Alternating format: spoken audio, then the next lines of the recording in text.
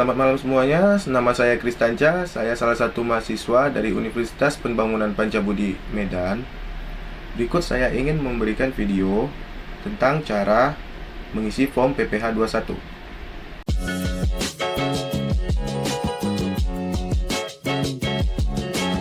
Selamat malam semuanya. Saya Kristanca, saya mahasiswa dari Pancabudi, Medan.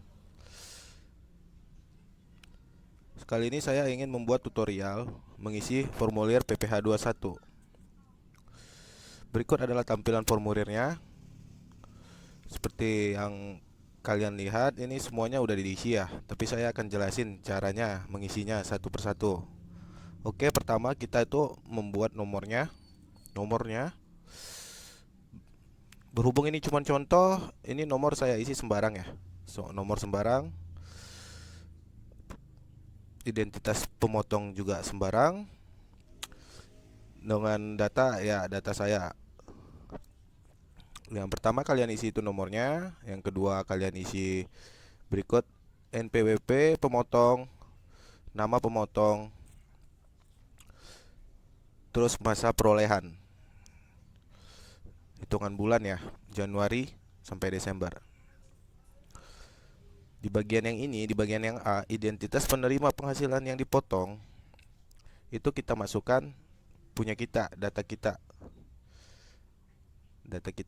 Pertama NPWP, nomor induk yang di KTP, nama, alamat, jenis kelamin, status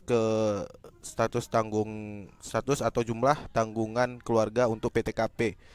Berhubung saya belum punya ya, saya tidak isi ya. Nama jabatan, karyawan asing atau tidak, sepertinya tidak perlu diisi karena kita ini masih WNI ya. Berikut di bagian B, rincian penghasilan dan perhitungan PPH pasal 21. Di bagian gaji, saya mengisi di sini sebagai contoh 10 juta per bulan ya. 10 juta per bulan. Berhubung saya nggak punya banyak tunjangan, yang ada cuma tunjangan lembur dan sebagainya, itu saya isi 2 juta. Dan total dari jumlah penghasilan bruto 10 juta ditambah 2 juta, itu adanya 12 juta ya. 12 juta total penghasilan bruto. Terus di bagian pengurangan tidak banyak ya, saya cuma punya tuh pengurangan seperti iuran pensiun gitu. Jadi iuran pensiun yang kita isi itu sekitar 2,5 juta, itu saya isi 2,5 juta di bagian iuran pensiun. Jadi totalnya itu 2,5 juta, total pengurangan semuanya 2,5 juta. Dan setelah dikurangin, kita masuk ke penghitungan PPH pasal 21-nya. Di kolom ke-12 ini jumlah penghasilan neto. Itu jumlah penghasilan neto itu jumlah penghasilan bruto yang 12 juta tadi dikurangin sama pengurangan. Pengurangannya 2,5 juta. 2.500.000. Jadi total neto penghasilan netonya itu 9.500.000 per bulan. Berikutnya yang kita isi itu ya di kolom ke-14, jumlah penghasilan neto untuk penghitungan PPH 21 yang disetahunkan. Itu berarti 9.500.000 dikali 12 disetahunkan. Jadi 9.500.000 dikali 12 bulan, itu dapatnya 114 juta. Jadi kita masukkan 114 juta di jumlah penghasilan neto yang sudah disetahunkan. Kemudian di poin ke-15, penghasilan tidak kena pajak atau PTKP. Kebetulan di Medan, tempatnya, lokasi saya di Medan, itu PTKP-nya sudah tertera 54 juta setahun.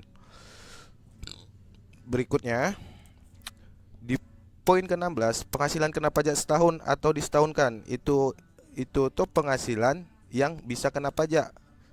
Jadi yang setelah disetahunkan 114 juta dikurang penghasilan yang tidak kena pajak 54 juta, dapatnya itu 60 juta. Jadi yang bisa dipotong pajak itu 60 juta. Jadi pajak yang harus saya bayar itu sekitar 4 juta. Saya meletakkan 4 juta di sini. Dari mana saya dapat 4 juta? Berikut perhitungan pajaknya. Berikut. Sungguh sebentar. Ya, berikut ya. Gaji per bulan disetahunkan 9.500.000 dikali 12 sama dengan 114 juta. PTKP 54 juta, 114 juta dikurang 54 juta sama dengan 60 juta. Perhitungan pajaknya di tahap awal maksimal itu potongan di 50 juta kali 5%. Jadi pajak di tahap awal kita kenanya itu 2.500.000. Sementara di pajak tahap kedua 60 juta sudah dikurangin 50 juta yang dari tahap awal, itu menjadi 10 juta. 10 jutanya itu dikali 15%, itu dapatnya 1.500.000. Total pajak yang saya bayar itu 2,5 juta. 2.500.000 ditambah 1.500.000, totalnya 4 juta. Di sini 4 juta hasilnya. Jadi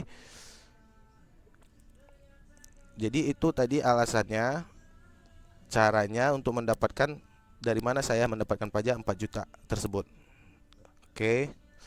Total pajak yang harus saya bayar itu 4 juta, ditulis 4 juta, baru bagian C identitas pemotong kita masukkan lagi identitas pemotongnya seperti yang sama yang di atas, baru tanggalnya dan terakhir tanda tangan. Oke. Sepertinya sekian saja tutorial dari saya. Semoga bermanfaat bagi semuanya. Selamat malam.